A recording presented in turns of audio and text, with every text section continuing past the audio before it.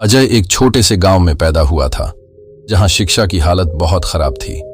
गांव का इकलौता सरकारी स्कूल सिर्फ नाम का था। टीचर कभी कभी ही आते, पढ़ाई से ज्यादा बच्चों को सिर्फ बिठाकर रखा जाता था। स्कूल में बुनियादी सुविधाएं भी नहीं थीं, न अच्छी किताबें, न शौचालय और न ही साफ पानी। अजय जब भी बड़े शहरों की कहानियां सुनता तो सोचता, अगर वहां के बच्चे अच्छे स्कूलों में पढ़ सकते हैं तो हमारे गांव के बच्चे क्यों नहीं।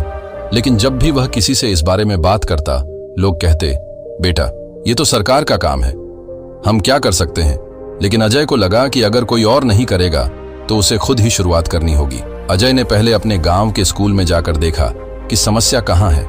सबसे पहली दिक्कत थी शिक्षकों की लापरवाही। वे महीने में सिर्फ कुछ ही दिन पढ़ाने आते थे। दूसरी समस्या थी बच्चों की रुचि की कमी। चूंकि पढ़ाई सही से नहीं होती थी, बच्चे भी स्कूल आने में दिलचस्पी नहीं लेते थे।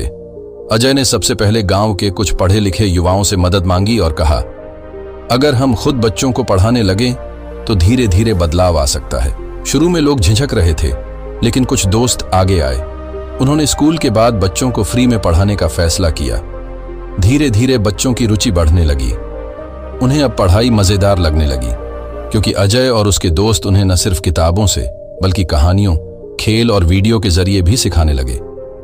अजय की यह पहल धीरे धीरे पूरे गांव में चर्चा का विषय बनने लगी।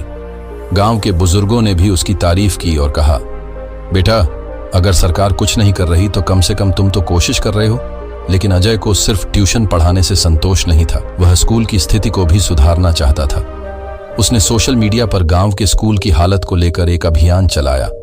उसने सरकार तक अपनी आवाज पहुंचाने के लिए वीडियो बनाए और लोकल अखबारों में चिट्ठियां लिखीं। यह दबाव इतना बढ़ गया कि जिला प्रशासन को स्कूल की सुध लेनी पड़ी। टीचरों की हाजिरी पर सख्ती बढ़ाई गई। स्कूल में लाइब्रेरी और पानी की टंकी लगाई गई। गांव के कई लोग भी आगे आए और उन्होंने स्कूल के लिए किताबें और ब्लैक बोर्ड दान किए। कुछ सालों में गांव का स्कूल पूरी तरह बदल चुका था।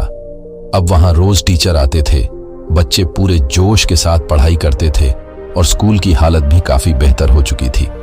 सबसे बड़ी बात यह हुई कि गांव के दूसरे युवा भी प्रेरित हुए। अब वे भी बच्चों को फ्री में पढ़ाने लगे। धीरे धीरे इस छोटे से गांव के बच्चे भी अच्छे कॉलेजों में जाने लगे। अजय का सपना सच हो गया था। उसका गांव अब शिक्षा में पिछड़ा नहीं था।